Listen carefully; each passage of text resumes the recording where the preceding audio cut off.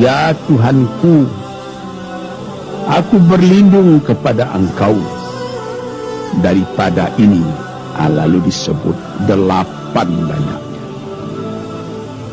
Yang pertama, aku berlindung kepada Engkau daripada duka cita, daripada kesusahan dan duka cita. Susah dan duka cita sudah 2. Dan aku berlindung kepada Engkau daripada malas, daripada lemah dan malas, jadi 4. Dan aku berlindung kepada Engkau daripada bakhil, berat mengeluarkan uang, dan daripada pengecut atau penakut, sudah 6.